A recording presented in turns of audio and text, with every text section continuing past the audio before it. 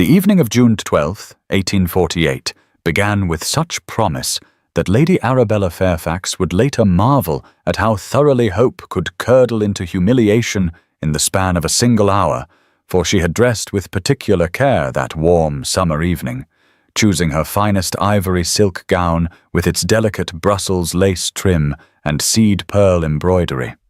Her maid Clara arranging her chestnut hair in an elegant chignon with a few artful curls framing her face, and as she studied her reflection in the mirror of her bedchamber at Fairfax House, she had allowed herself a rare moment of vanity, thinking that perhaps tonight Sebastian Wentworth, the Duke of Ashford, her betrothed of 3 weeks, might finally look at her with something warmer than polite courtesy, might see her as more than the suitable alliance their families had arranged, might notice the way she had worn the amber pendant he had given her upon their engagement because it matched her eyes.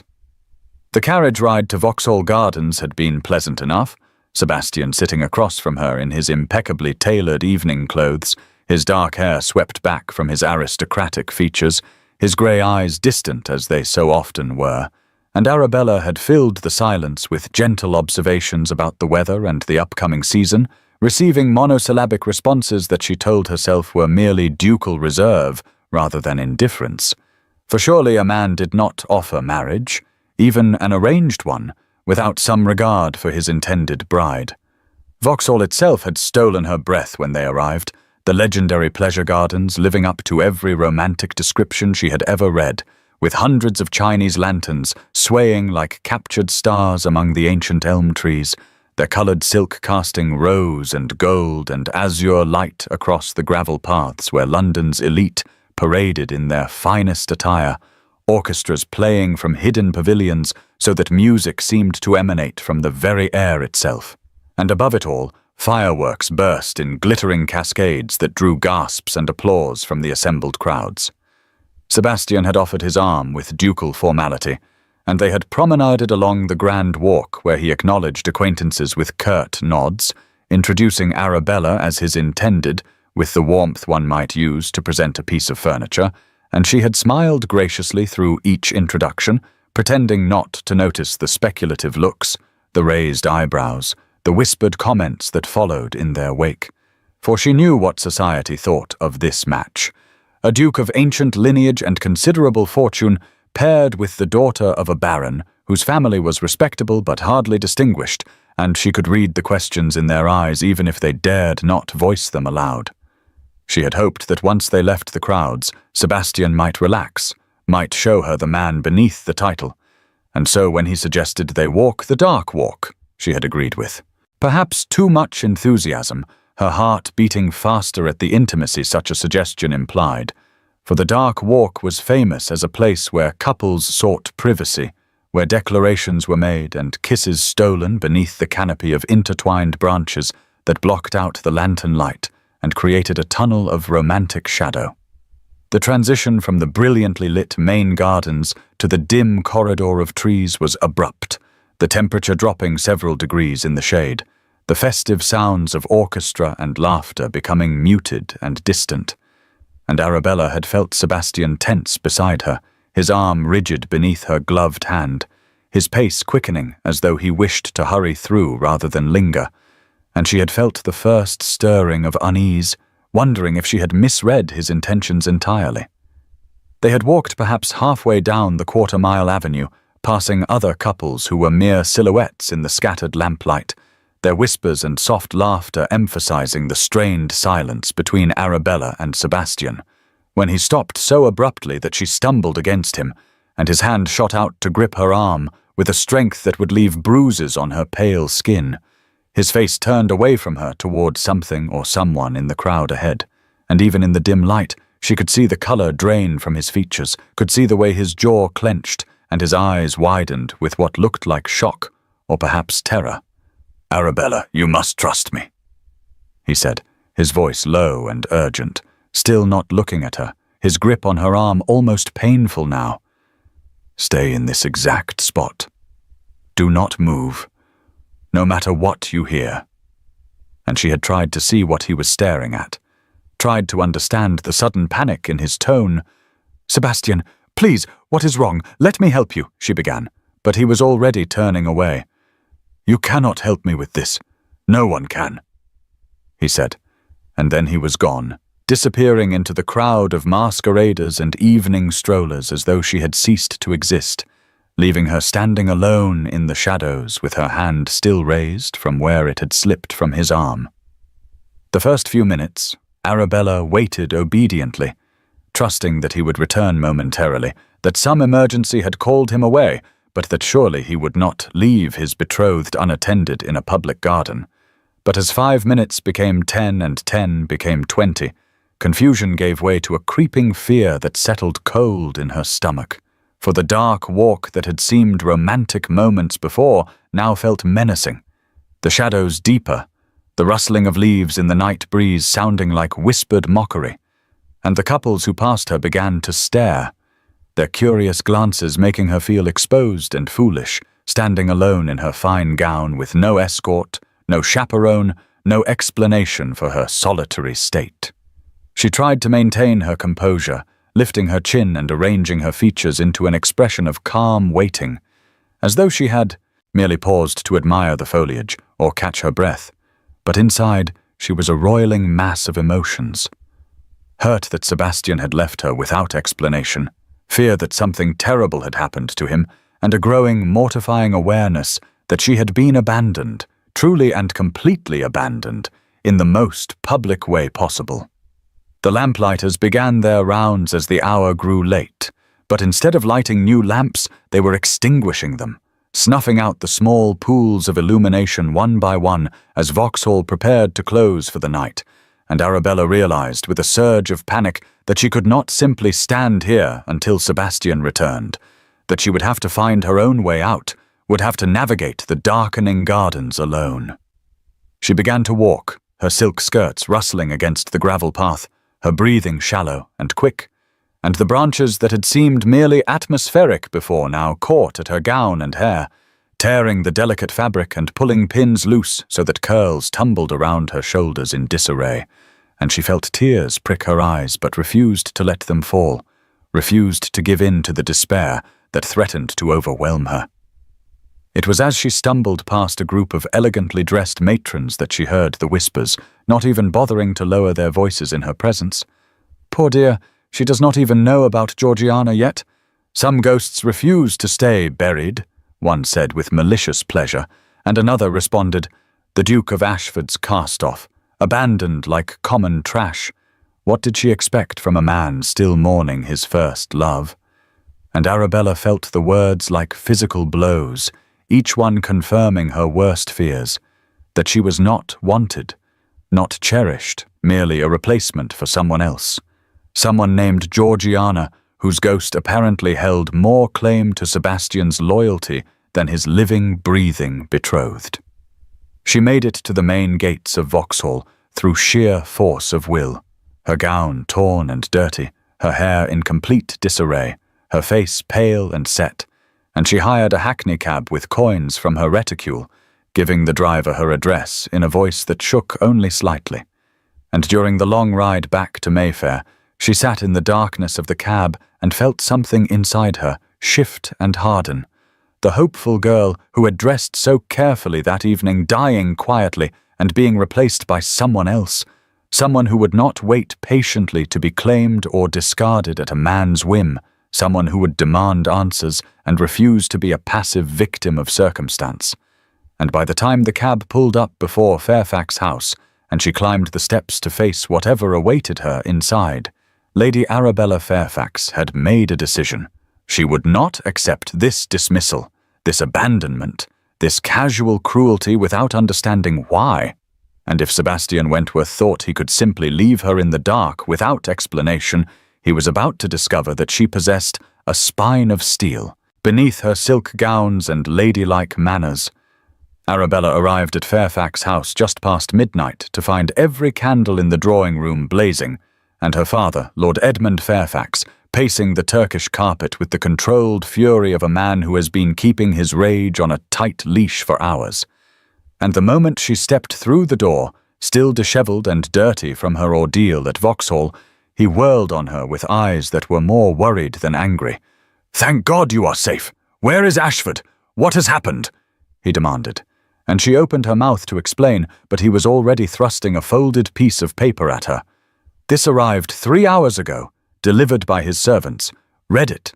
And Arabella took the note with trembling fingers and read the brief, devastating lines in Sebastian's distinctive hand. "The engagement is dissolved. The settlements will be honored. Forgive me." And that was all. No explanation, no apology beyond that single inadequate word, just a cold dismissal as though their betrothal had been a business arrangement that he had decided to terminate. Her father was raging now, his voice rising with each word. "We are ruined, Arabella. Do you understand? Ruined. The entire ton watched him parade you through Vauxhall and then abandon you. And now this insulting scrap of paper, as though you were some merchant's daughter he could simply pay off and forget. I will call him out. I will demand satisfaction. No man treats my daughter this way and escapes consequence." But Arabella barely heard him, her eyes fixed on that single word, "Forgive me," which suggested that Sebastian believed he had done something requiring forgiveness, that he was not simply a cruel man toying with her, but someone in pain, someone who had made a choice he knew would hurt her.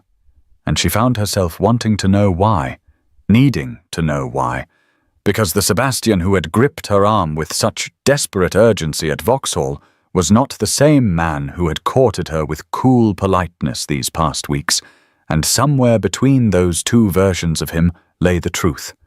She slept poorly that night, tossing in her bed as her mind replayed every moment of the evening, every word, every gesture, and in particular those whispered comments about Georgiana and ghosts refusing to stay buried. And by the time dawn broke over London, she had made her decision. She would not accept this dismissal without understanding it, would not allow Sebastian to simply disappear from her life, leaving only questions and humiliation in his wake. And so she rose and dressed in a simple day dress of dove-grey muslin. No elaborate styling, no attempt at beauty, just practical clothes for a woman on a mission, and she pinned her hair in a severe knot at the nape of her neck, and looked at herself in the mirror and saw someone she barely recognized, someone with steel in her spine and determination in her eyes. She told her maid she was going to visit her cousin and took a hackney, cab to Mayfair, to the imposing stone facade of Ashford House with its black iron railings and perfectly maintained window boxes, and she marched up the front steps with her heart pounding but her face calm, and when the butler opened the door and informed her in tones of polite regret that his grace was not receiving visitors, she surprised both of them by pushing past him into the entrance hall. "I am not a visitor. I am his betrothed, or was until last night, and I will see him now," she said in a voice that brooked no argument.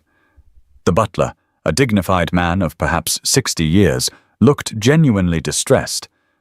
"My lady, please, his grace has given strict instructions. He is not himself. Perhaps if you return another time." But Arabella was already moving toward the study.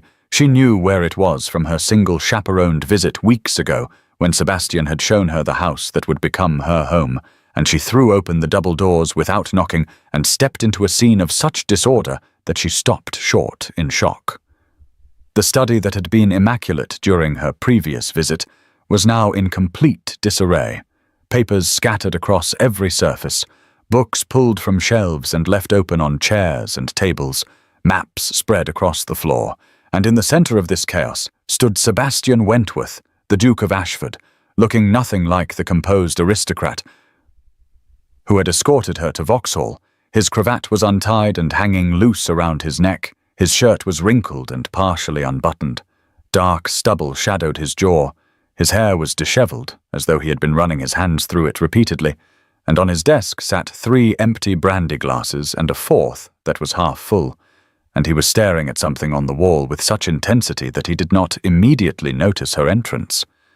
Arabella followed his gaze and felt her breath catch, for there on the wall, in a place of honor above the fireplace, hung a portrait of the most beautiful woman she had ever seen, a young lady of perhaps 20, with midnight black hair and extraordinary violet eyes, captured mid-laugh with her head tilted back and joy radiating from every brush stroke, and Arabella knew, without being told, that this was Georgiana, the ghost who refused to stay buried, the woman whose memory had driven Sebastian to abandon his betrothed in a dark garden.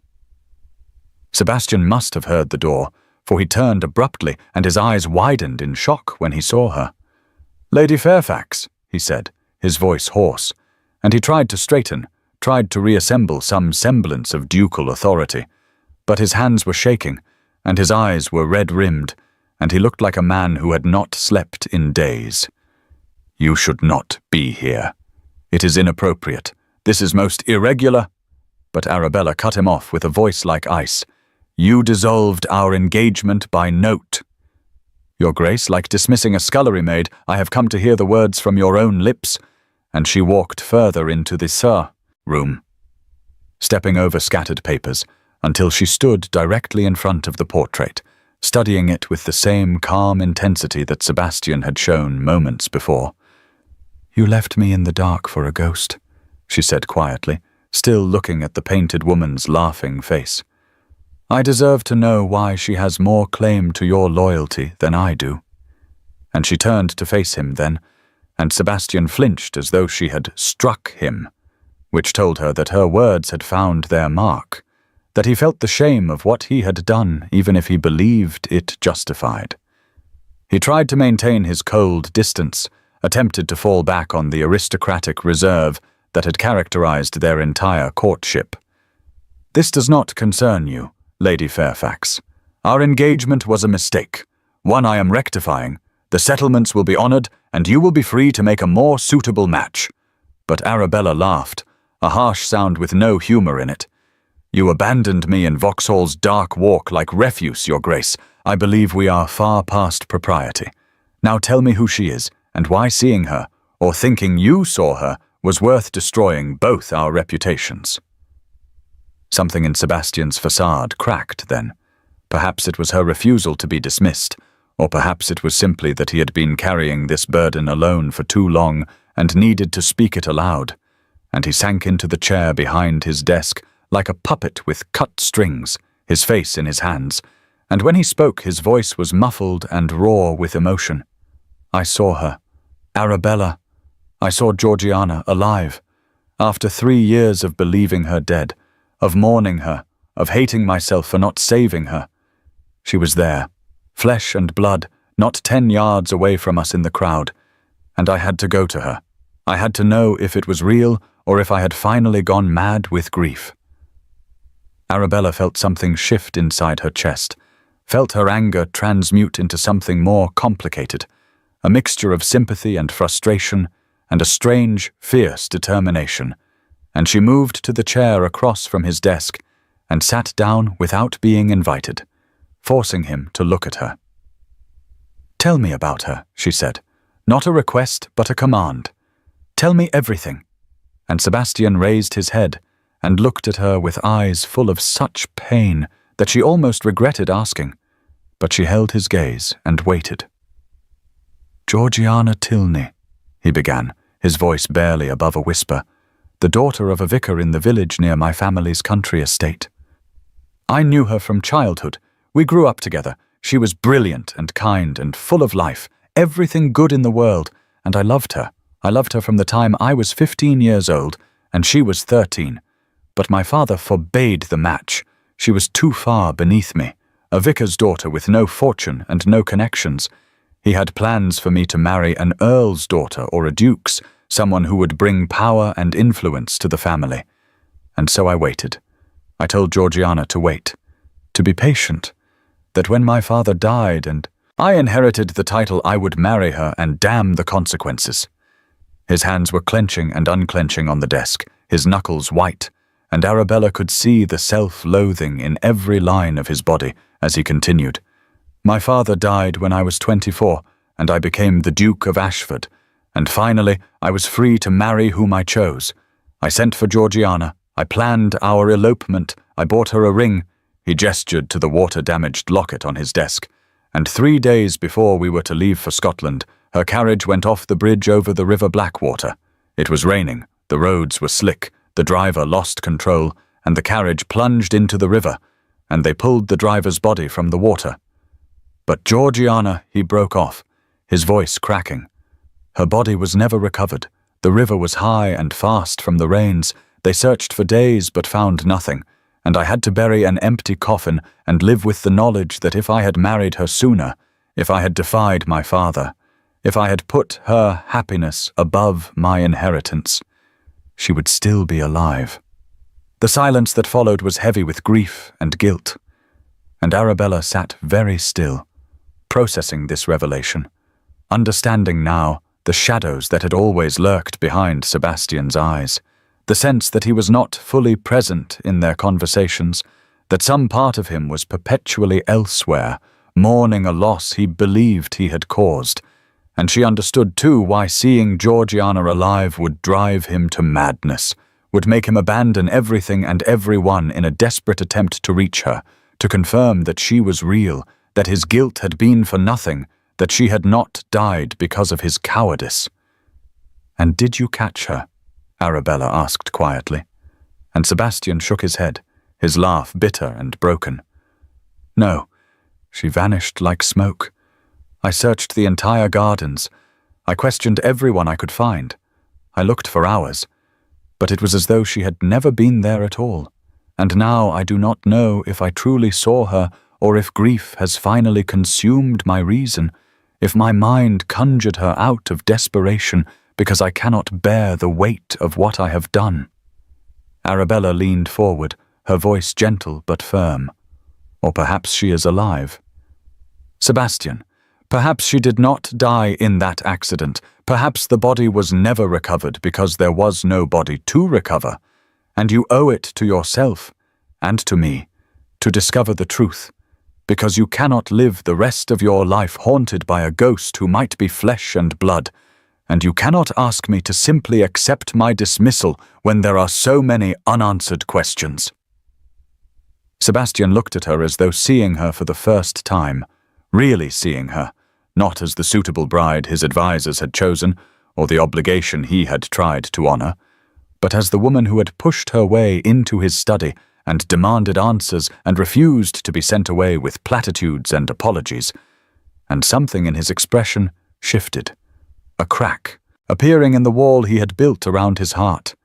"You should hate me," he said wonderingly.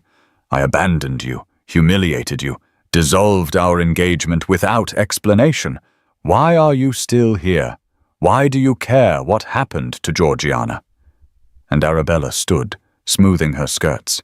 "Because I refuse to be a footnote in someone else's tragedy, Your Grace. Because if my life is to be ruined by this, I will at least know the full story. And because, despite everything, I believe you are a better man than your actions last night suggest. And I would like to help you prove it, to yourself if not to me." And with that she turned and walked to the door, pausing with her hand on the handle to look back at him. "I will return tomorrow at 10 o'clock. And we will begin investigating what happened to Georgiana Tilney. And if you are not here to meet me, if you send me away again, then you are the coward you believe yourself to be, and I will wash my hands of you entirely. But if you are here, if you are willing to face this mystery head-on, then perhaps we can find the truth together, and perhaps, when this is over, we can determine what, if anything, remains between us." And she left him sitting in his ruined study, staring after her with an expression of confused hope that he had not worn in 3 long years.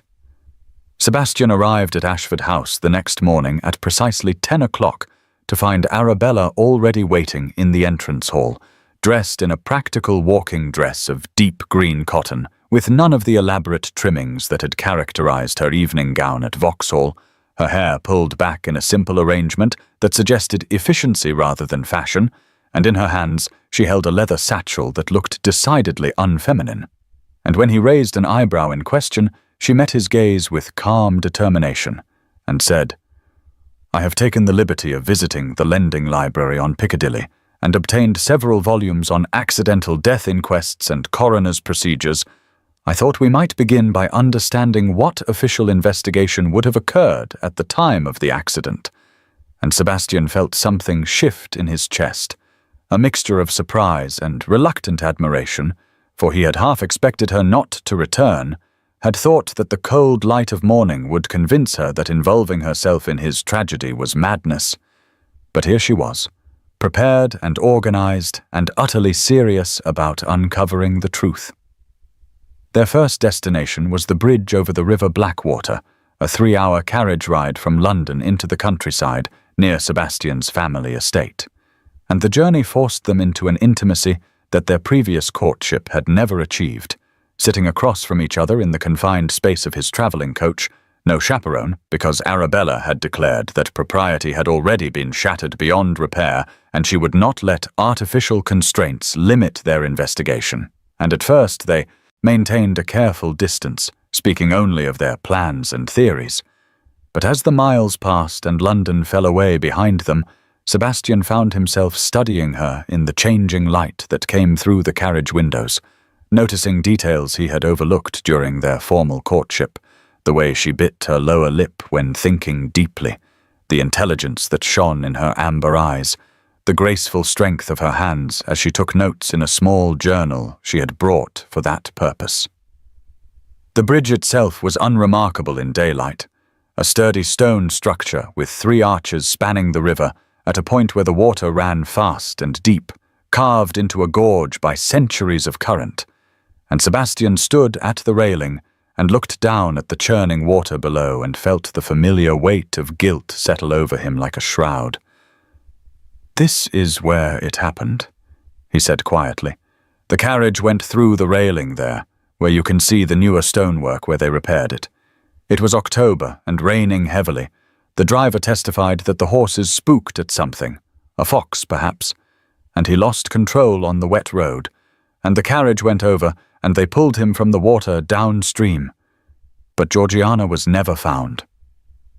Arabella walked the length of the bridge slowly, examining the railing, the road surface, the sight lines, and then she surprised him by hiking up her skirts without shame and climbing down the steep bank to the water's edge, ignoring his protests. And he had no choice but to follow her, sliding on the loose stones in his expensive boots, and when he reached her she was standing at the very edge of the current, looking upstream and down with narrowed eyes.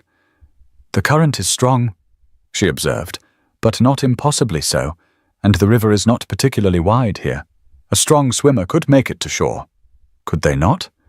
And Sebastian stared at her. The thought had never occurred to him. In his grief and guilt, he had simply accepted that Georgiana had drowned, but Arabella was right. Georgiana had been young and healthy, and if she had survived the initial impact, if she had not been knocked unconscious, she might have been able to swim to safety. They spent the next week visiting every location connected to Georgiana's supposed death. The vicar's old house, which was now occupied by a cheerful family who knew nothing of its history. The church where her empty coffin had been buried in the small graveyard behind the building. The local magistrate's office where the accident report had been filed. And at each stop, Arabella proved herself invaluable in ways that Sebastian could never have anticipated. For while his title and authority could open doors and demand cooperation, it also created walls of formality that prevented genuine conversation. But Arabella had a gift for putting people at ease, for asking questions that seemed like casual curiosity rather than formal interrogation. And her gender gave her access to servants and women who would never speak freely to a duke. It was a former kitchen maid at the vicar's house, now married to a local farmer, who provided their first real breakthrough. Arabella had tracked her down through patient questioning in the village, and had taken tea in her modest cottage while Sebastian waited outside. And when Arabella emerged an hour later, her eyes were bright with excitement. The maid remembers the vicar acting very strangely in the weeks after the funeral, she said as they walked back to their inn. He was suddenly flush with money, paid off debts he had owed for years, and then he left the parish entirely, claimed he needed to travel for his health, but he had never had money for travel before, and she remembered thinking it odd that a man who had just lost his only daughter would leave the place where her grave was. They returned to London, and Sebastian watched in fascination as Arabella transformed herself into an investigator, with a skill that suggested she had been wasted on drawing rooms and embroidery. She spent hours in the dusty archives of the Thames River Police, charming the clerk into letting her examine records that technically required official authorization. She visited the morgue and calmly discussed the procedures for identifying bodies recovered from the water with the coroner's assistant, while Sebastian stood in the corner fighting nausea. And she even convinced a parish clerk in Southwark to let her examine burial records in exchange for a sum of money that she produced from her reticule without blinking. It was these burial records that provided the smoking gun.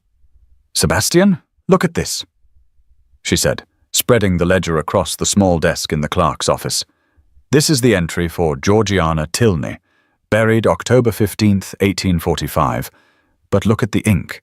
It is a different shade than the entries immediately before and after it, and the handwriting is similar but not identical. Someone made this entry later, weeks or perhaps months after the supposed burial. Someone wanted there to be an official record that she was buried here even though the coffin was empty."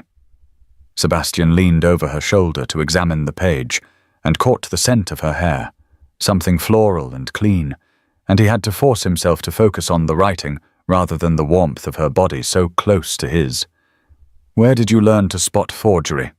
he asked, genuinely impressed, and she smiled without looking up from the ledger. "My brother Charles was a terrible gambler. Your Grace, he would alter his vouchers and debts, trying to hide the extent of his losses from Father. I learned to recognize his alterations before Father could discover them. And there would be another terrible row. Every woman has her secrets."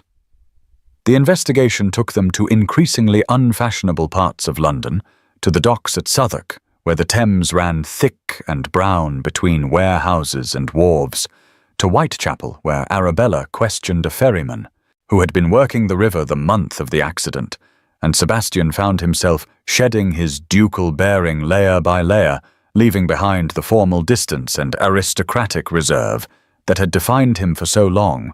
And in these rough neighbourhoods, he and Arabella moved through London as something closer to equals, partners in a shared enterprise, and he began to see her not as the suitable bride his advisers had selected, but as a person of remarkable courage and intelligence who had chosen to help him despite having every reason to despise him. It was during one of these excursions that the moment happened which Sebastian would replay in his mind 1,000 times afterward.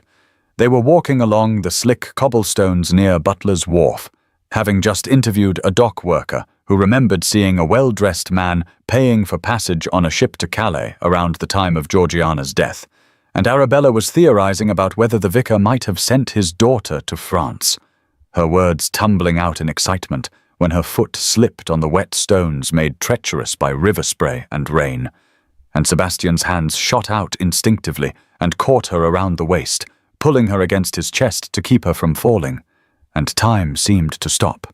Her face was inches from his, her hands braced against his shoulders, her lips slightly parted in surprise, and he could feel the rapid beat of her heart through the layers of her dress, could see the flecks of gold in her amber eyes, and for a moment he forgot everything, forgot Georgiana and guilt and grief, forgot that he had abandoned this woman in a dark garden and dissolved their engagement, forgot every reason why he should not be holding her like this, and he wanted desperately to close the distance between them, to kiss her, to claim her.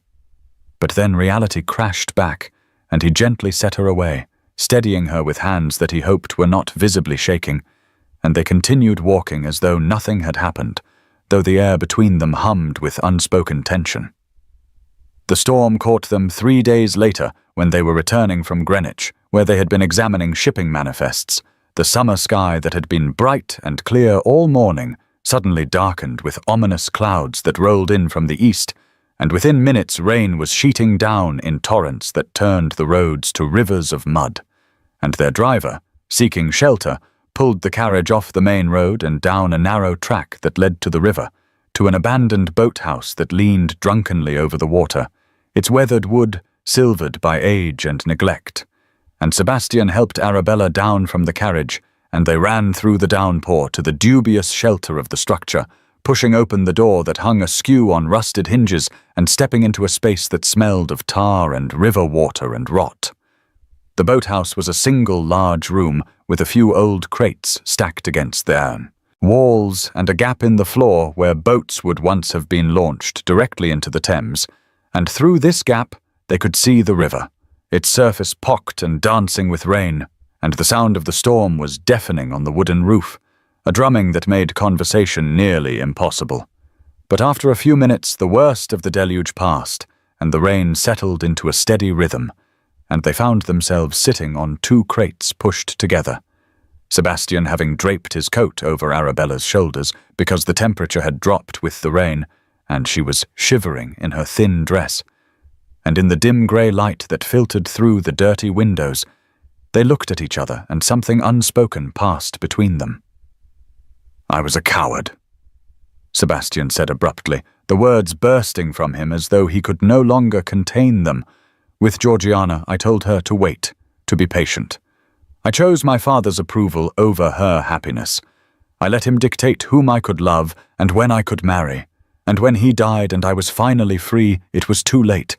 She was gone, and I have spent 3 years hating myself for that weakness, for valuing my inheritance more than the woman I claimed to love, and when I thought I saw her at Vauxhall, alive, I had to go to her. I had to know if I could somehow make it right, if I could undo my cowardice. And I never thought, never considered what it would mean for you, what it would do to you to be left standing alone in the dark." Arabella was quiet for a long moment, watching the rain sheet across the river, and when she spoke her voice was soft but steady. "Loving someone is not weakness, Sebastian. Abandoning them is. You made a choice based on fear and duty. And yes, it was perhaps the wrong choice, but you were young and under tremendous pressure, and you cannot spend the rest of your life punishing yourself for being human, for having made a mistake." And she turned to look at him, her face serious in the half-light. "Is that what you did to me at Vauxhall? Abandoned me?" And Sebastian felt the word like a physical blow. "Yes," he said hoarsely. "Yes, that is exactly what I did. I abandoned you, just as I abandoned her. And I am so deeply sorry, Arabella. Sorrier than I have words to express." She reached out and took his hand, her fingers cool and slender against his palm. "But you are here now," she said, "letting me see the truth of you, letting me help you search for answers. That matters, Sebastian. That counts for something."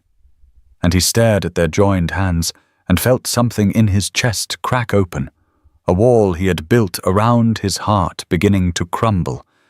And he realized that somewhere during these weeks of investigation, somewhere between the bridge and the burial records and the docks, he had begun to feel something for this woman that had nothing to do with duty or arrangement, and everything to do with her sharp mind and steadfast courage, and the way she refused to let him wallow in his guilt. "I have never felt truly seen before," Arabella said, still holding his hand, her thumb tracing small circles on his palm. "I have always been the Fairfax daughter, or suitable duchess material, or a political alliance that would benefit both families. But no one has ever looked at me and seen me, Arabella, the person beneath the title and the expectations.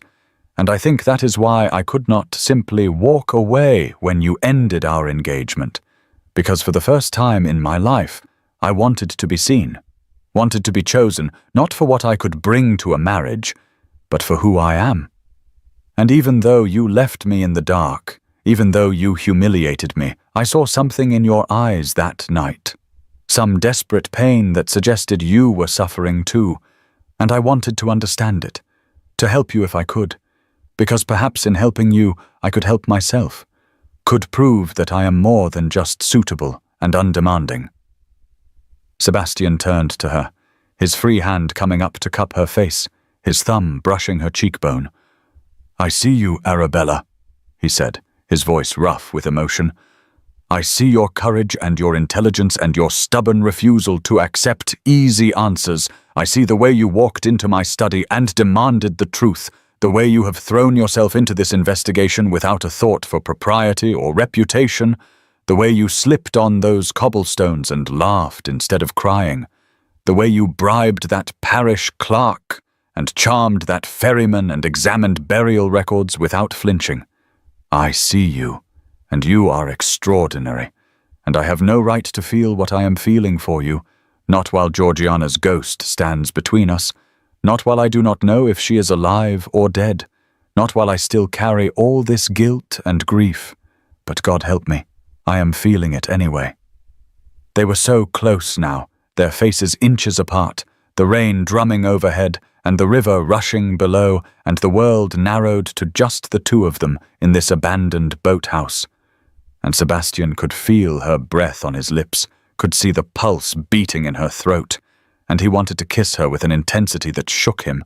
But even as he began to close the distance between them, even as her eyes fluttered closed in anticipation, he stopped, his forehead resting against hers, but his lips not quite touching hers. I cannot, he whispered. Not yet. Not until I know the truth about Georgiana. Not until I can come to you with my whole heart, not haunted by the past. You deserve that, Arabella. You deserve everything, and I will not give you half measures. She opened her eyes, and he saw tears there, but also understanding.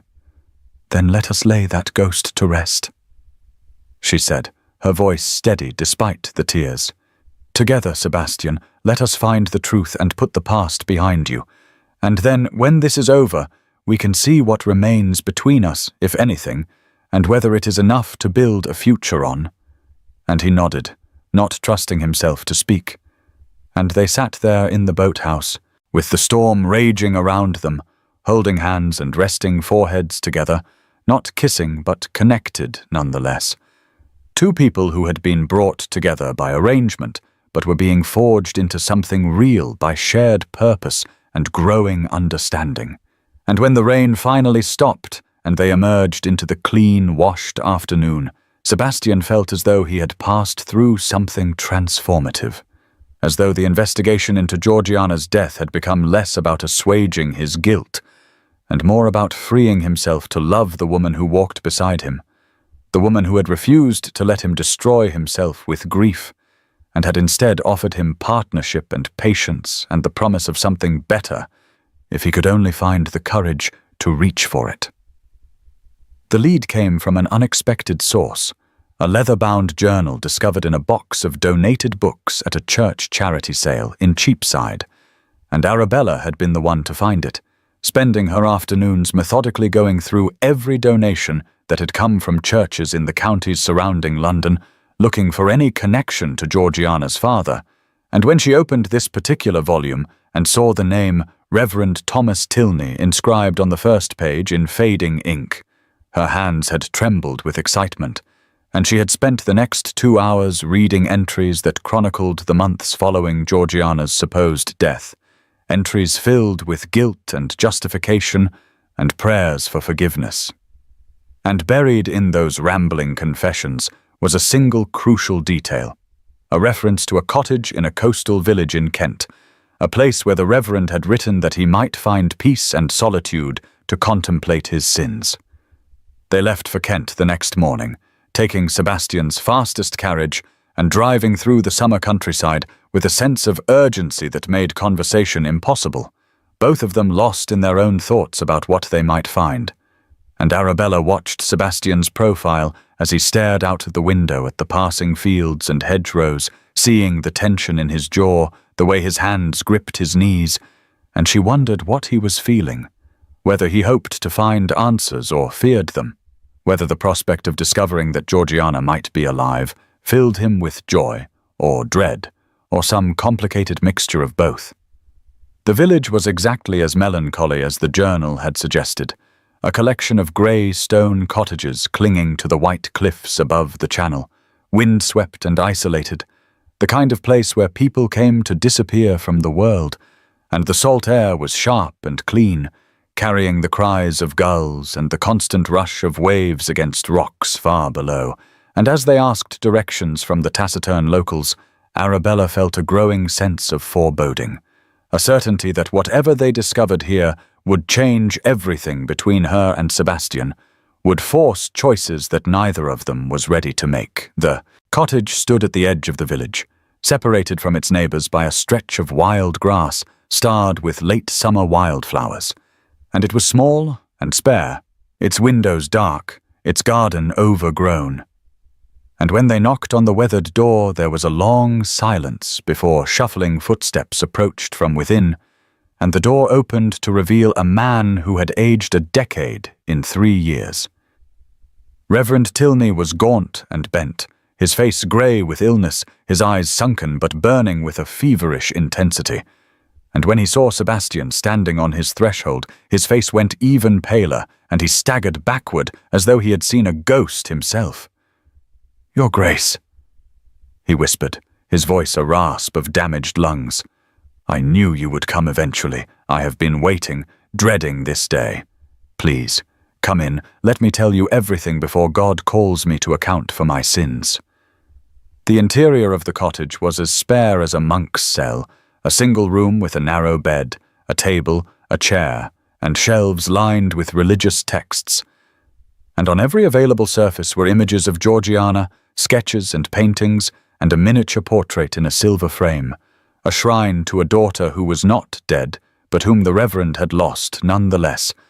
And the smell of sickness hung heavy in the air, the sweet rot of tuberculosis, and Sebastian had to steel himself to enter, to sit in the chair that the Reverend indicated, while Arabella stood by the door, watching and listening and feeling her heart break in advance for what was coming. "She did not die," the Reverend said without preamble, collapsing onto his bed and clutching the miniature portrait to his chest. "My Georgiana, my beautiful girl. She did not die in the accident. She survived. God help us both, she survived. But she was gravely injured. Her face, her neck. The doctors said she would bear the scars forever. And when she saw herself in the mirror, when she understood what she had become, she begged me to help her disappear. She said she could not bear for you to see her like that, could not endure the thought of you marrying her out of pity or duty rather than love." Sebastian had gone completely still, his face drained of color, his eyes fixed on the Reverend with an intensity that was almost frightening, and Arabella could see his hands shaking where they gripped the arms of the chair, and when he spoke, his voice was barely audible. She was alive. All this time. 3 years. And you let me believe she was dead. You let me mourn her. You staged a funeral and buried an empty coffin and watched me destroy myself with guilt. And for what? Because she was ashamed of scars. Because she thought I was too shallow to love her unless she was perfect. The Reverend was weeping now, tears streaming down his wasted face, his breath coming in labored gasps. "She made me swear, Your Grace," she said, "you would marry her out of duty, out of guilt for her scars. She wanted to be loved for herself, not pitied for what she had lost. And I, God forgive me, I agreed. I sold the church silver to get the money. I paid a doctor to falsify the death certificate. I arranged for her passage to France, to Paris, where she could start a new life. And I have lived with that choice every day since, have felt it eating at my soul, like this disease eats at my lungs." Sebastian stood abruptly, the chair scraping against the wooden floor, and he began to pace the small room like a caged animal, his movements jerky and uncontrolled, and Arabella could see the war playing out across his features, shock giving way to disbelief, giving way to anguish, giving way to anger. And she wanted to go to him, to offer comfort, but she knew this was something he had to process alone. This revelation that his guilt had been for nothing, that the woman he had mourned had chosen to leave him, had made the decision for both of them without trusting him enough to let him choose. "Did she not trust me enough to let me make that choice?" Sebastian said, his voice rising. "Did she not know me well enough to understand that I would have loved her regardless, that her face was the least important thing about her, or did she simply not love me enough to let me prove it?" And the Reverend shook his head weakly. "She loved you enough not to burden you with it, Your Grace. She loved you enough to set you free, to let you find a bride who could be a proper duchess, who could stand beside you without shame." And Sebastian laughed, a harsh, bitter sound. "She left me in chains. Reverend, chains of guilt and grief that have bound me for 3 years. Do not speak to me of freedom." Arabella stepped forward then, her voice quiet but steady. "Where is she now?" And the Reverend fumbled in the drawer of his bedside table and withdrew a folded paper. "This is the address in Paris where she has been living. She teaches music to the daughters of wealthy families. She has built a life for herself, a quiet life. And she has asked me not to contact her, not to tell anyone where she is, but I am dying, and I cannot take this secret to my grave. I cannot face my God knowing that I helped her perpetrate this deception." And he held out the paper to Sebastian with a trembling hand. "You deserve to know. Your Grace, you deserve the chance to see her, to hear the truth from her own lips, to make your own choice about what happens next." Sebastian took the paper but did not look at it, his eyes still fixed on the Reverend's face, and then he turned and walked out of the cottage without a word, leaving Arabella to murmur hasty thanks and farewells before following him into the late afternoon sunlight. And she found him standing at the edge of the cliff, staring out at the grey-green channel with the wind whipping his hair and the gulls crying overhead, and she approached him slowly, giving him time to speak if he wanted to. But he remained silent, the paper clutched in his hand, and finally she asked, "What will you do?" They took rooms at the village's only coaching inn, a low-ceilinged establishment with uneven floors and small windows that looked out over the sea. And they ordered dinner sent up, but neither of them could eat, the food sitting untouched on the table between them, while Sebastian paced, and Arabella sat rigidly in the chair by the window, watching the sun set over the water and feeling her world crumbling around her. For she knew what was coming, knew that Sebastian would have to go to Georgiana, would have to see her and speak with her and decide what he felt. And she knew too that once he saw his first love alive and well, once he looked into those violet eyes that haunted his portrait, there was every chance he would choose the past over the future, would choose the woman he had loved since boyhood over the woman who had been thrust upon him by duty and arrangement.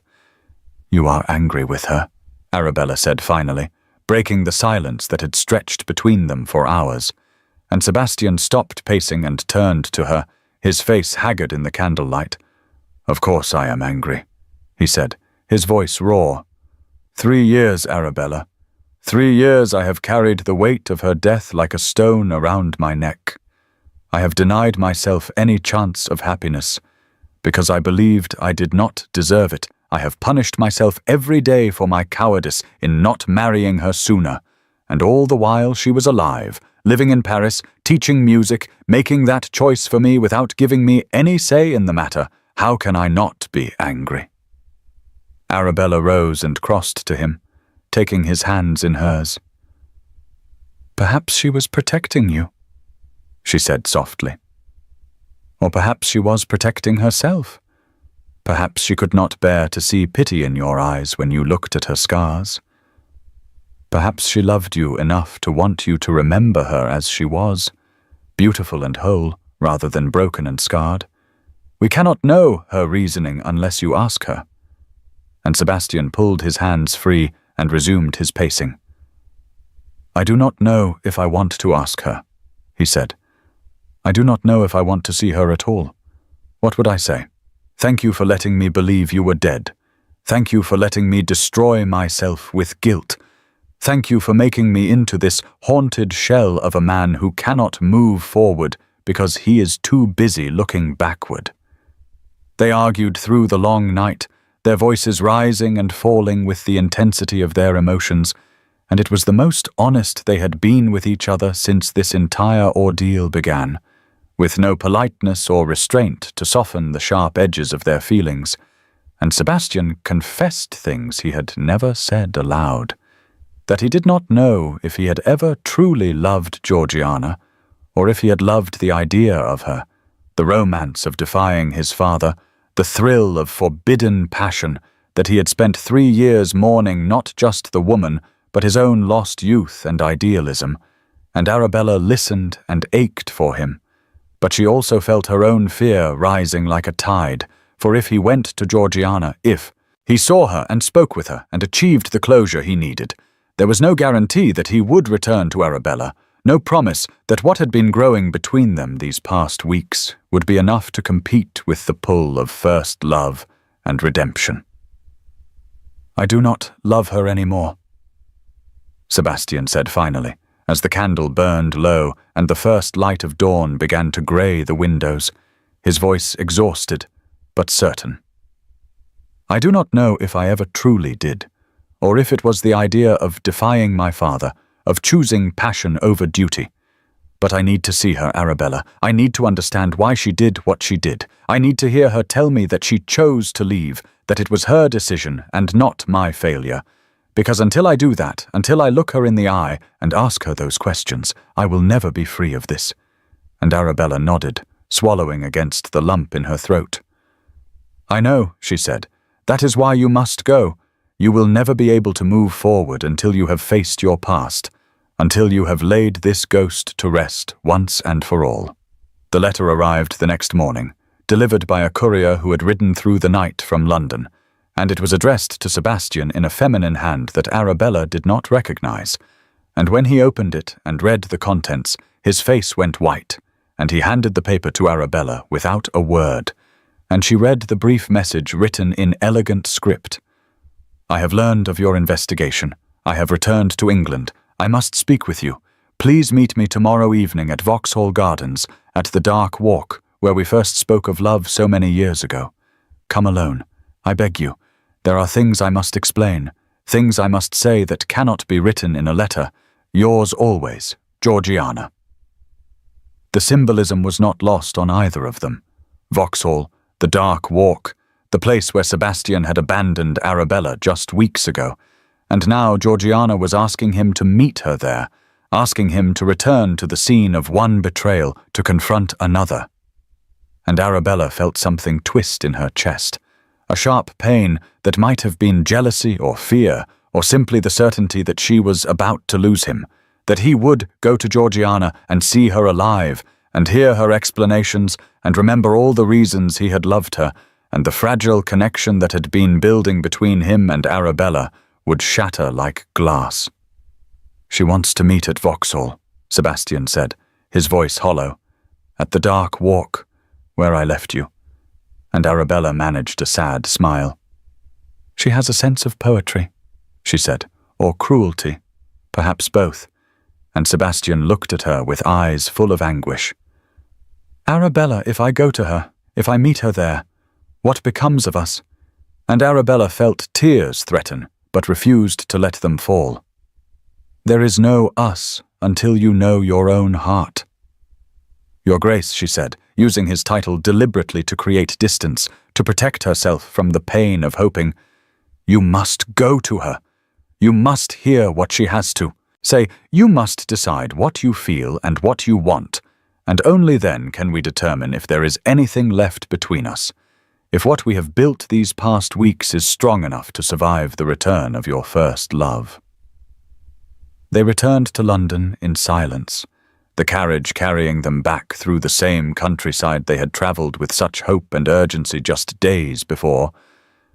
But now everything had changed. The revelation of Georgiana's survival had shifted the ground beneath them, had turned their investigation from a shared quest into something more complicated and painful, a reckoning that would force Sebastian to choose between his past and his future, between the ghost he had mourned and the woman who had stood beside him in the search for truth. And Arabella sat across from him and watched his face and tried to memorize every detail, the way his brow furrowed when he was thinking, the set of his jaw, the shadows under his eyes from lack of sleep, because she knew, even if she did not want to admit it, that this might be the last time they were together like this, partners and almost lovers, before everything changed. When they reached London, Sebastian saw her to her door at Fairfax House, and they stood on the steps in the twilight, neither wanting to say goodbye but knowing they must. And finally Sebastian took her hands in his grip tight and desperate. "I do not want to lose you," he said, his voice breaking. "These weeks with you, this partnership we have built, it has meant more to me than I can say. You have given me purpose and hope when I thought I had neither, and I cannot bear the thought of walking away from that. From you." And Arabella squeezed his hands and forced herself to smile. "Then do not walk away," she said. "Go to Georgiana, hear what she has to say, make your peace with the past, and then if you still want me, if you still believe there is something worth pursuing between us, come back to me. Come back and we will build something new together, something not haunted by ghosts or guilt, but Sebastian." And she took a breath, steadying herself for what she had to say next. "If you go to her and realize that she is what you want, that the love you shared is what you have been searching for all along, then I release you. I will not hold you to an engagement that was arranged by others. I will not trap you with duty or obligation. I want you to be free to choose, truly choose, and whatever you decide, I will accept it with grace." He pulled her into his arms then, holding her tightly against his chest, and she could feel his heart pounding, could feel the tremor that ran through his body, and for a long moment they stood there in the gathering darkness, two people on the precipice of losing everything or gaining it all. And then he released her and stepped back, his hands falling to his sides. "Tomorrow night," he said, "I will go to her tomorrow night, and when it is done, when I know the truth and have made my peace, I will come to you. I will tell you what I have decided, and I swear to you, Arabella, whatever choice I make, it will be the truth of my heart, not duty or guilt or obligation, but what I truly want, what I truly feel."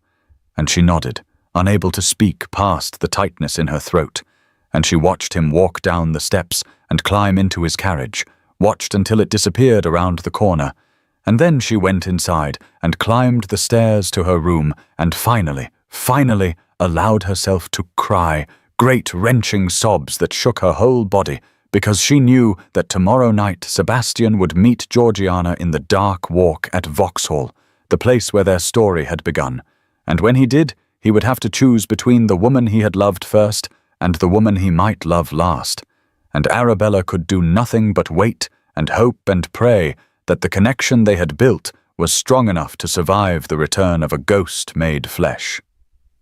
Sebastian arrived at Vauxhall Gardens as the summer sun was beginning its descent toward the horizon, painting the sky in shades of amber and rose, and he walked through the entrance gates with his heart hammering against his ribs and his hands clenched at his sides, every step taking him closer to a confrontation he both needed and dreaded. For somewhere in these gardens Georgiana was waiting, the woman he had mourned for 3 years, the ghost made flesh, and he knew that what happened in the next hour would determine the course of the rest of his life.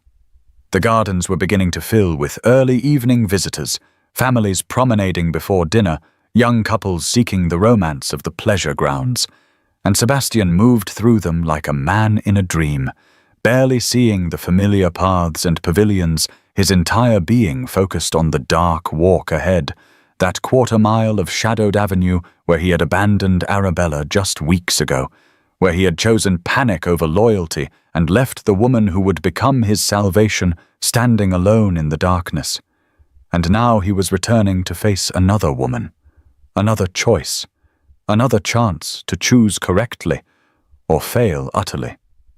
She was waiting at the midpoint of the dark walk, exactly where he had left Arabella, a slender figure in a dark cloak with a veil covering her face, and as Sebastian approached, she turned toward him, and he could see her trembling even from a distance, could sense the fear and hope radiating from her in equal measure.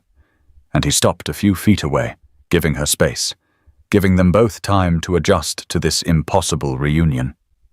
And for a long moment they simply stood there in the gathering shadows, while the sounds of the gardens faded around them, and the world narrowed to just the two of them, and the weight of 3 years of grief and deception.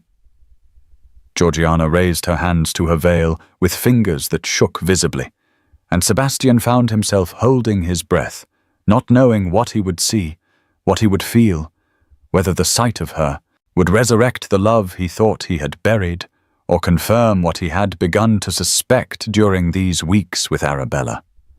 That the Georgiana he had loved existed only in memory, idealized and frozen in time, bearing little resemblance to the living, breathing woman who stood before him now.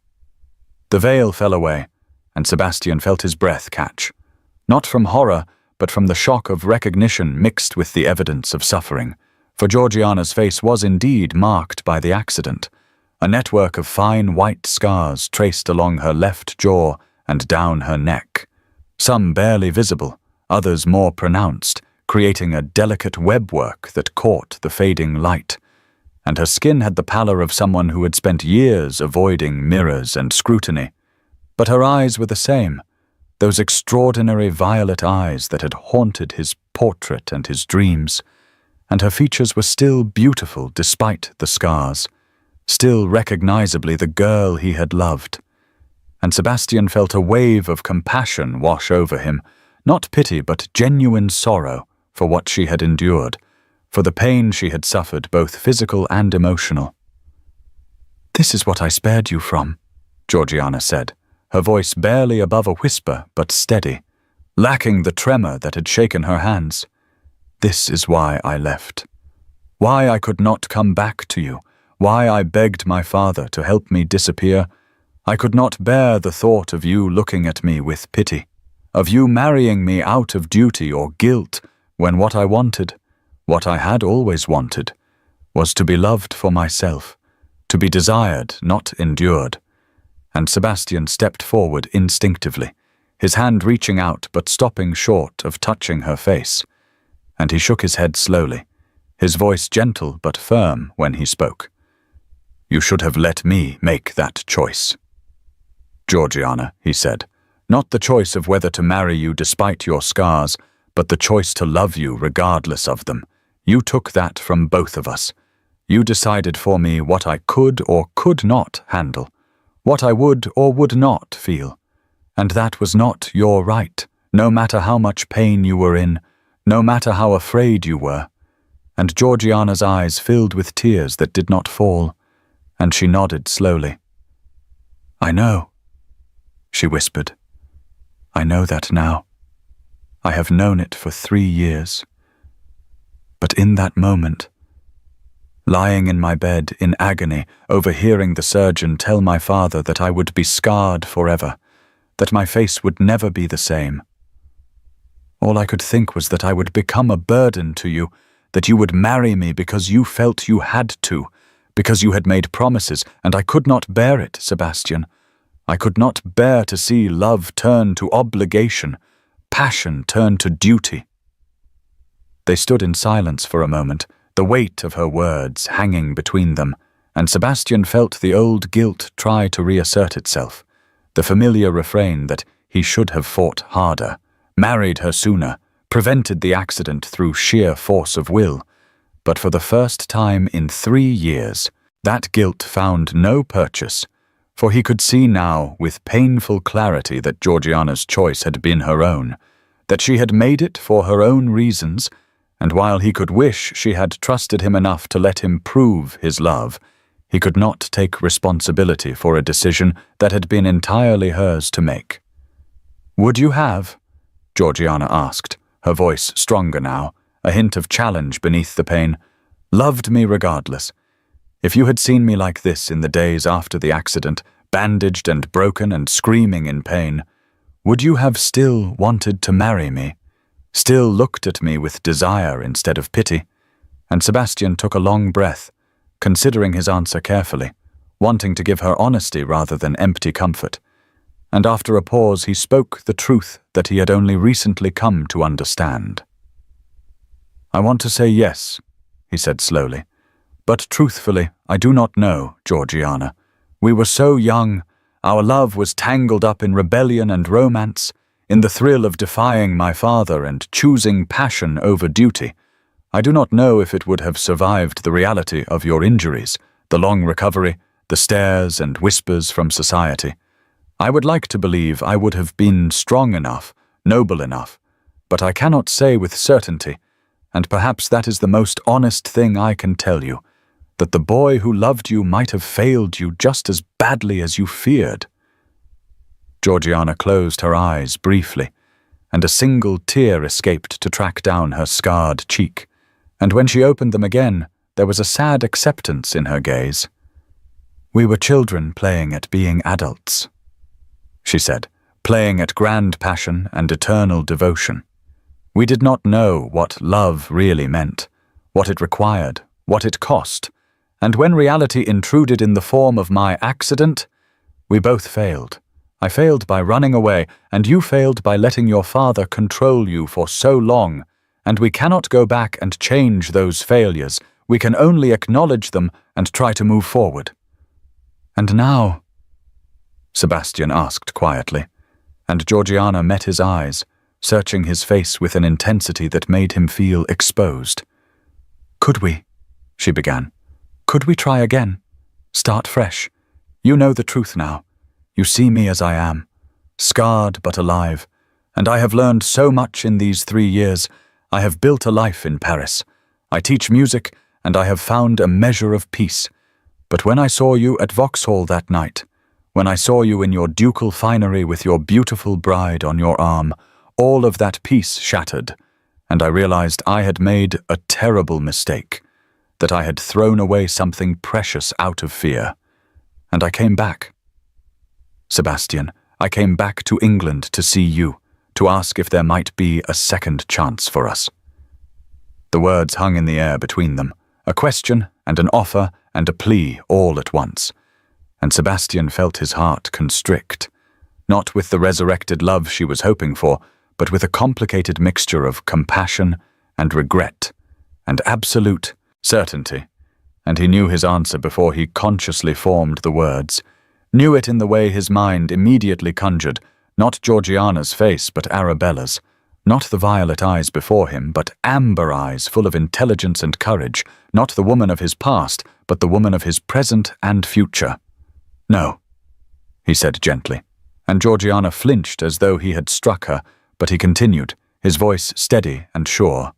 "Not because of your scars, Georgiana. They do not repel me. They are simply marks of what you have survived, but because I am in love with someone else. Someone who saw me at my absolute worst, broken and grieving and half mad with guilt, and chose to help me become better. Someone I abandoned in this very spot, in this dark walk, and who somehow forgave me enough to stand beside me these past weeks while we searched for you, while we uncovered the truth of what happened." "Lady Arabella Fairfax," Georgiana said, not a question but a statement, and her voice held a note of sad understanding. "I saw how you looked at her that night at Vauxhall, saw the way your eyes followed her even as you were walking toward me, and I envied her, Sebastian, envied the fact that she had your attention in a way I never truly did, even when we were young and supposedly in love."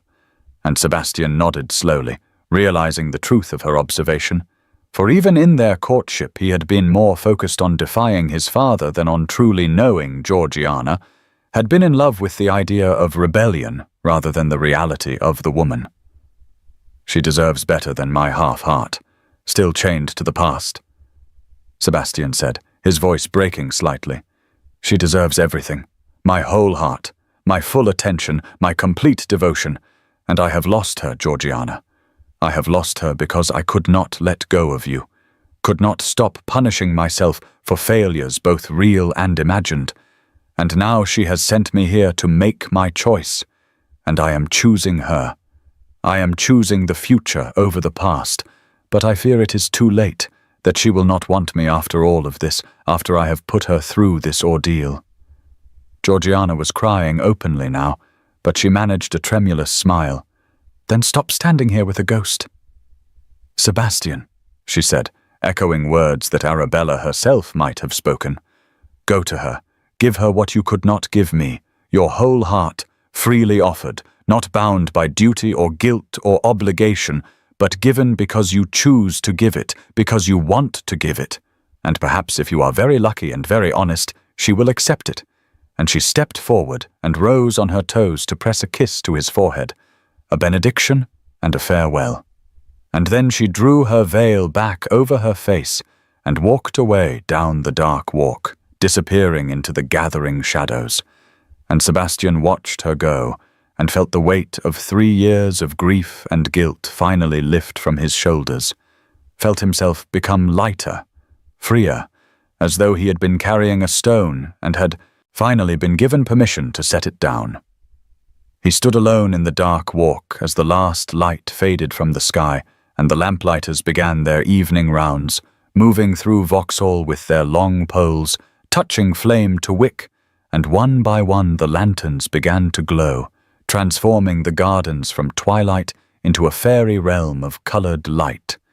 And Sebastian watched this transformation and felt something click into place in his mind, a wild, desperate, absolutely necessary idea that made his heart race and his hands shake with a mixture of fear and hope.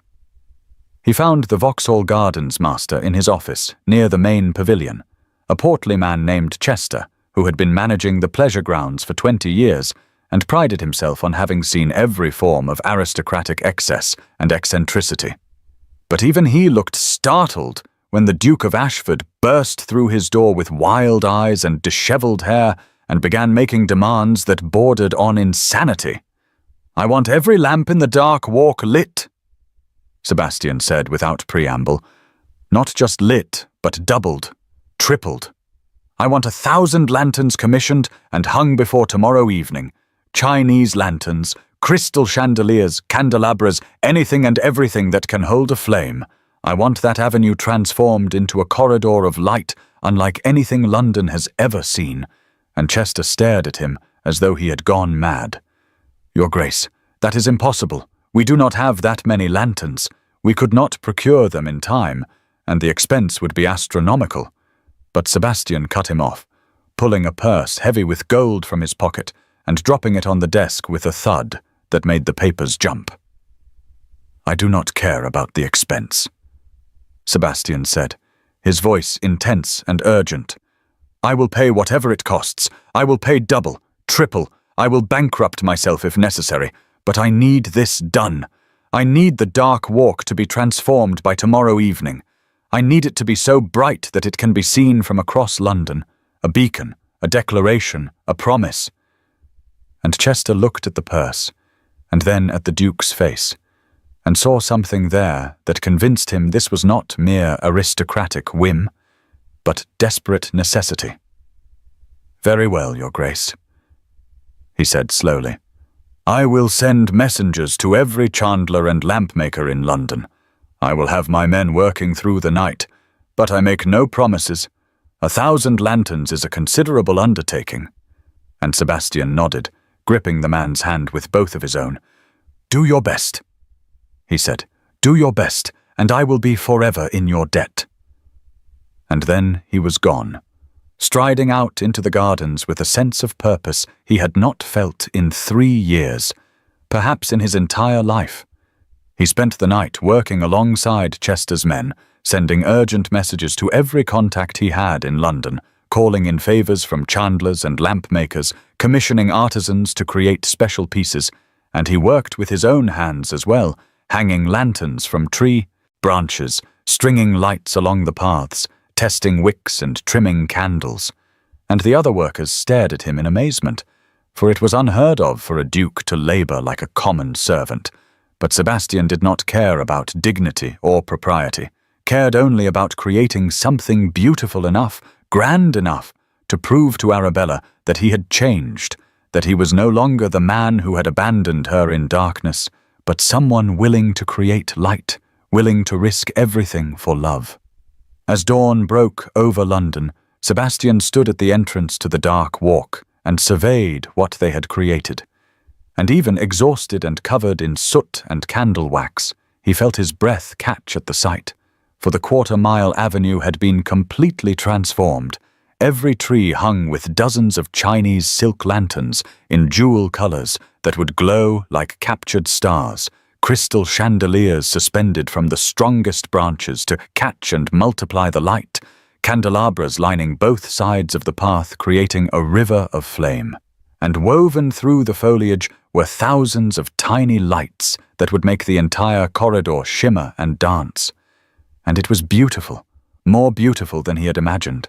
A tunnel of light where darkness had once reigned, a physical manifestation of the transformation he hoped had occurred in his own heart.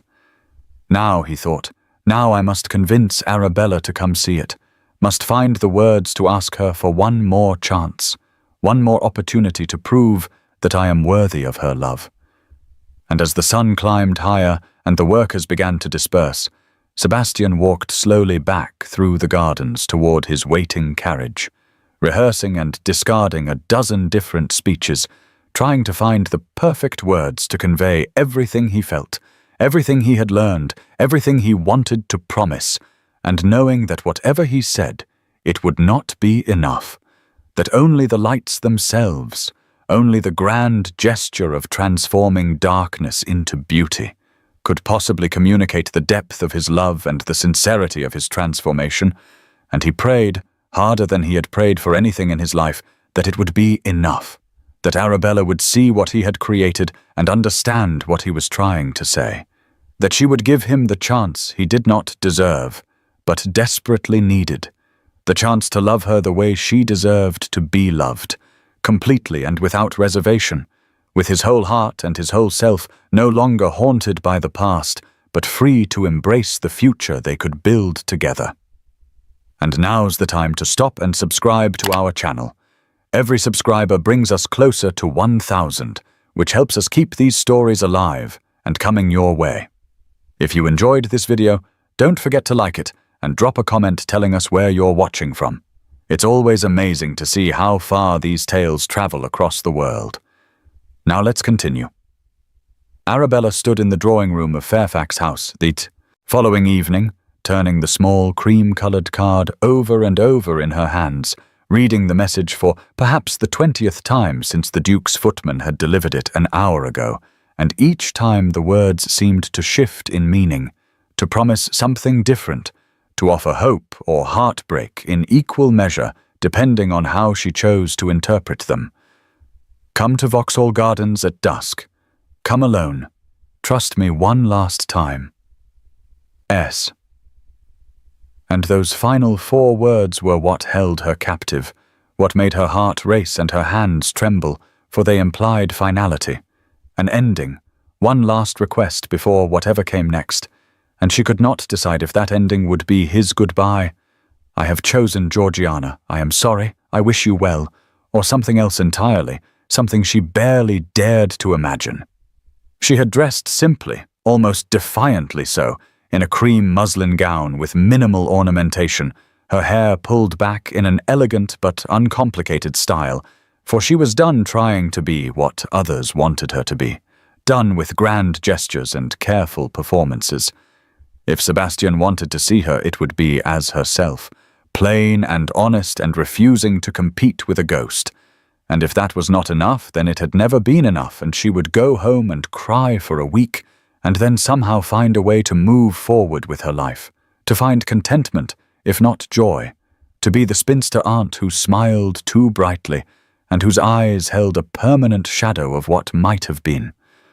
But even as she told herself she was prepared for heartbreak, even as she rehearsed in her mind how she would respond with dignity when he told her he could not let Georgiana go, some small, stubborn part of her heart refused to surrender hope entirely. For the man who had held her hand at the Royal Academy, who had asked if she was brave enough to choose what mattered, who had kissed her in his study with such desperate tenderness, that man loved her. She was certain of it, and if there was even the smallest chance that he had found a way to move forward, to choose the future over the past, then she owed it to herself and to him to come to Vauxhall one last time, to trust him one last time, even knowing it might destroy her. The carriage ride to Vauxhall seemed to take both forever and no time at all, and as they approached the gardens, Arabella noticed something strange. Far more traffic than usual for a Thursday evening, crowds of people streaming toward the entrance, their faces animated with curiosity and excitement, and she heard snatches of conversation as her carriage slowed. Never seen anything like it. The Duke has gone mad. 1,000 lights, and her confusion deepened even as something like anticipation began to flutter in her chest. For whatever was happening, it involved Sebastian, and it was apparently spectacular enough to draw half of London. The entrance to Vauxhall was dark as always at this hour, the gates standing open to admit the growing crowd. But as Arabella stepped down from her carriage and dismissed her driver with a wave, she would find her own way home, whatever happened tonight. She could see a strange glow emanating from somewhere deeper in the gardens, a radiance that seemed to pulse and shimmer in the gathering dusk, and she could hear music as well, the strains of an orchestra playing something beautiful and achingly romantic. And her heart began to pound so hard she could feel it in her throat as she walked through the entrance gates and followed the flow of people toward the source of the light. The path curved through the usual dark groves and shadowed pavilions, but ahead, in the distance, Arabella could see what looked like a sunrise in the wrong direction, a golden glow that seemed to set the very air on fire. And as she rounded the final bend and the dark walk came into view, she stopped so suddenly that someone behind her nearly crashed into her. But she barely noticed, barely breathed, for what she was seeing was impossible, beautiful beyond measure, a sight that made her eyes fill with tears and her hand fly to her mouth to hold back a sound that was half sob and half laugh. The dark walk had been transformed entirely, utterly, magnificently.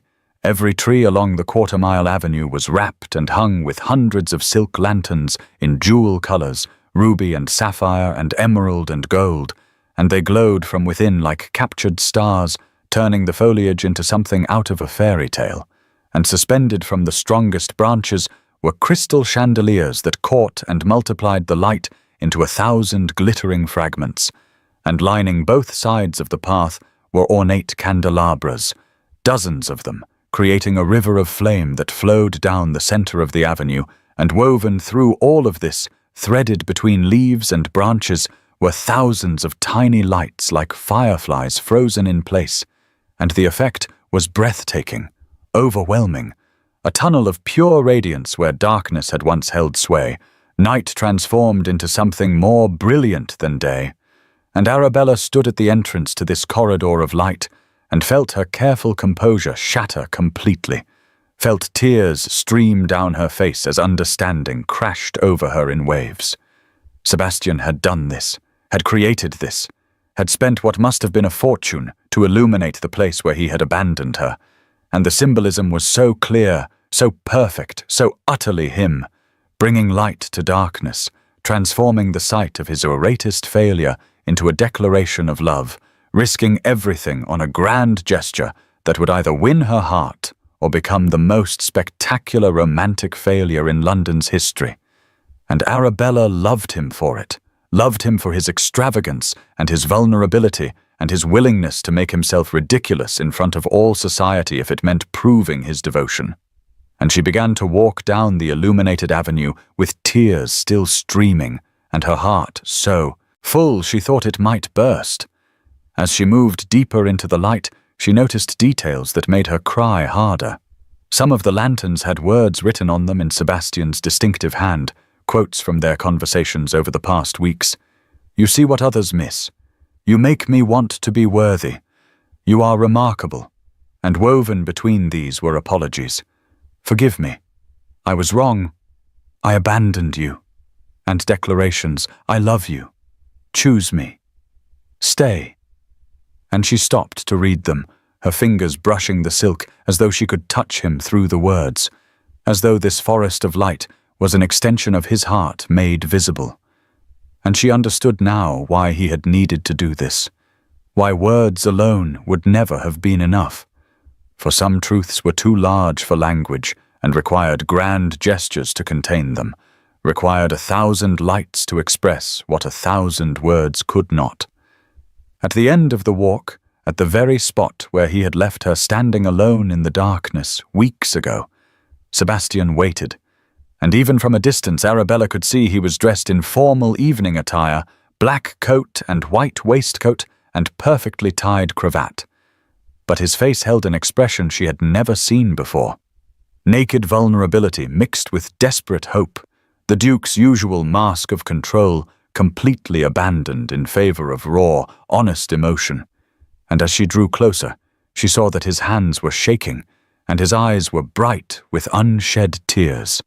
And when she was perhaps 10 feet away, he did something that made the crowd gathered at the edges of the walk gasp audibly. He dropped to one knee before her, there in front of hundreds of watching eyes, a duke kneeling in the dirt of a pleasure garden, and the humility of it, the public surrender of dignity and pride, made Arabella's breath catch and fresh tears spill down her cheeks. "I abandoned you in darkness, Arabella," Sebastian said, and his voice was loud enough to carry to the watching crowd, but also intimate, meant only for her. "I left you alone and afraid in this place, and no words can undo that. No apology can erase the hurt I caused. So I offer you this instead, 1,000 lights to replace the darkness, a corridor of radiance where shadow once reigned, and the promise, the vow, that I will never leave you in shadow again, that I will spend the rest of my life ensuring you walk in light, that you are seen and cherished and loved as you deserve."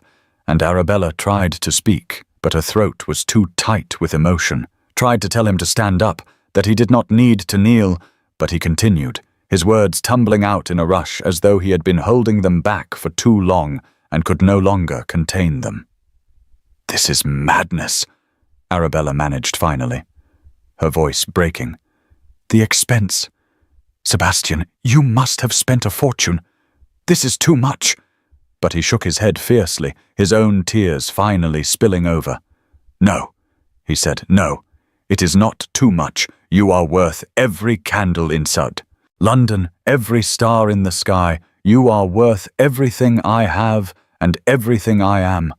I would bankrupt myself 1,000 times over if it meant proving to you that I have changed, that I am no longer the man who chose ghosts over living women, duty over love, that I see you, Arabella, truly see you, and what I see is the woman I want to spend my life with, the woman who saved me from myself, who demanded honesty when I wanted to hide, who stood beside me even when I did not deserve it. And I am not asking if you will marry me.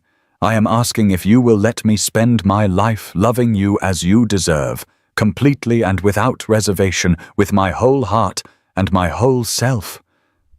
Arabella felt her knees weaken, and she reached out blindly, her hands finding his shoulders, gripping them for support. And she looked down into his upturned face and saw love there, real and undeniable. Not the idealized passion of youth, but the deeper, truer love of two people who had seen each other at their worst and chosen each other anyway. And she knew her answer, had known it from the moment she saw the first lantern, perhaps had known it from the moment he held her hand at the Royal Academy. But she needed him to understand something first, needed to make her own terms clear. "Stand up," she said, her voice steady despite her tears. "I will not have you on your knees, Sebastian. I do not want your submission or your penance. I want your partnership. I want to walk beside you as an equal, not be worshipped from below." And Sebastian rose immediately, hope blazing in his eyes. And Arabella reached up to cup his face in her hands, her thumbs brushing away his tears as her own continued to fall. "You absurd, wonderful man," she said, half laughing, half crying.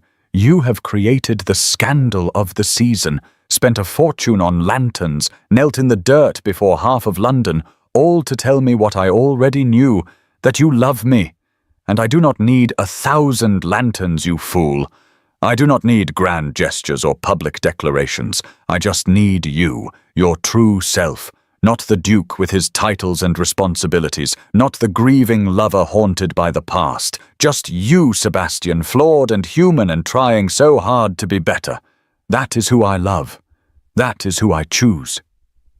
Sebastian let out a sound that might have been a laugh or a sob, or both, his hands coming up to cover hers where they rested on his face. "Then you shall have me," he said, his voice rough with emotion. all of me, the flawed and human parts, the Duke and the man, the past and the future, for the rest of our days. If you will have me, Arabella, if you are brave enough to choose this, to choose us." And Arabella smiled through her tears, a radiant, joyful smile that transformed her entire face. "Yes," she said simply, 1,000 times yes. "I choose you. I choose us. I choose this madness and this love and this future we will build together." And before she could say anything else, Sebastian pulled her into his arms and kissed her. The kiss was everything their previous kisses had promised, but had held back from fully delivering. Passionate and unrestrained and utterly improper for such a public setting. And neither of them cared. Not about the hundreds of watching eyes or the rules of society or what the scandal sheets would print tomorrow. For in that moment they were both exactly where they needed to be, in each other's arms, in the light, choosing each other freely and without reservation, and the crowd erupted in applause and cheers that seemed to shake the very lanterns overhead, and Arabella could hear her mother's voice somewhere in the din, crying happy tears, and Lord Edmund's laugh, surprised and delighted, and 100 other voices celebrating their joy. But it all faded to background noise as Sebastian deepened the kiss, and Arabella wrapped her arms around his neck and let herself fall completely into the moment, into the promise of everything to come. When they finally broke apart, both breathless and laughing, Sebastian kept his arms around her waist and rested his forehead against hers, and Arabella saw in his eyes something she had never seen before: absolute peace, the settled certainty of a man who had finally found his way home after wandering lost for years. And she knew the same peace was reflected in her own gaze, the quiet joy of being truly seen and truly chosen. And as if on cue, as though Sebastian had orchestrated every detail of this moment, which, she realized, he almost certainly had, fireworks exploded overhead, brilliant cascades of color that rivaled the lanterns below, and the crowd gasped and pointed and laughed, and Arabella looked up at the shower of light and then back at Sebastian with mock exasperation. "You commissioned fireworks too," she said, shaking her head in amused disbelief. "You really are determined to bankrupt yourself for me." And Sebastian grinned, unrepentant and utterly joyful in a way she had never seen him. "Completely worth it," he said. "Besides, I am a duke. I will recover financially. But I would never have recovered from losing you. You are worth every penny, every scandalous headline, every raised eyebrow from disapproving matrons. You are worth everything." And Arabella laughed and kissed him again, shorter this time, but no less heartfelt, and whispered against his lips, "Good, because you are stuck with me now, Your Grace, for better or worse, in darkness and in light." And Sebastian whispered back, "I light a candle for you every night, you know, in my bedchamber. One candle to remember these 1,000, to remind myself of the night I finally chose correctly." And Arabella pulled back to look at him with shining eyes. "One is enough," she said softly. "You are enough, Sebastian. You have always been enough." 1 year later, Arabella walked through the entrance to Vauxhall Gardens with her husband's hand warm and solid in hers, and their daughter balanced on her hip, a perfect cherub of 7 months with Sebastian's, dark hair and her own amber eyes, and she felt a swell of contentment so profound it took her breath away.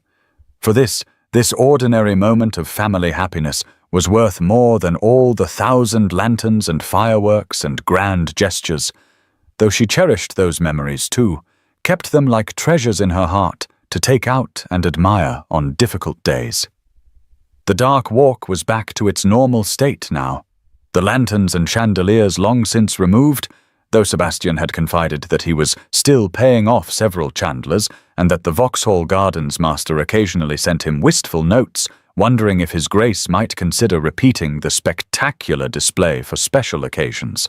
Requests Sebastian politely declined, for the 1,000 lights had been a once-in-a-lifetime declaration, never to be repeated or diminished by imitation. "We do not need them anymore," he had told Arabella when she teased him about the notes. We have each other, we have Bella, we have our life together. What more light could we possibly need? And she had kissed him and told him he had become impossibly romantic in his old age, and he had laughed and pulled her close and said it was entirely her fault for teaching him what love really meant. Now they walked the shadowed avenue hand in hand, their daughter, Georgiana Arabella, called Bella by everyone who knew her, looking around with wide, curious eyes, too young to understand the significance of this place, but old enough to sense her parents' emotion. And when they reached the midpoint of the walk, the exact spot where Sebastian had knelt a year ago, where he had abandoned Arabella in darkness weeks before that, he stopped and raised Arabella's hand to his lips, kissing it with a tenderness that still, after a year of marriage, made her heart flutter. "I light a candle for you every night, you know," he said, repeating the words he had whispered a year ago. "In our bedchamber, one candle to remember the 1,000, to remind myself how lucky I am, how close I came to losing you." And Arabella shifted Bella to her other hip and reached up to touch Sebastian's face with her free hand. "One is enough," she said, echoing her response from that night. "You are enough. You have always been enough." And then, because she could not resist, she added with a mischievous smile, "Though I do appreciate that you named our daughter after your dead former betrothed, that is not at all strange or potentially awkward." And Sebastian laughed, the free, unguarded laugh that he had learned in their year together, that came more easily now than it ever had before. "We named her after two women who changed my life," he said. "Georgiana, who taught me what it meant to grieve and let go, and you, Arabella, who taught me what it means to live and move forward.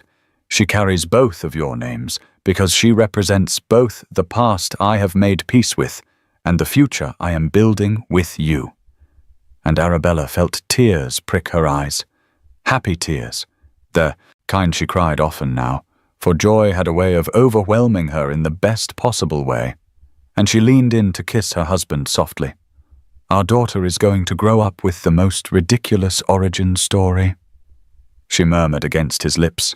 "Your father lit 1,000 lanterns to win my heart.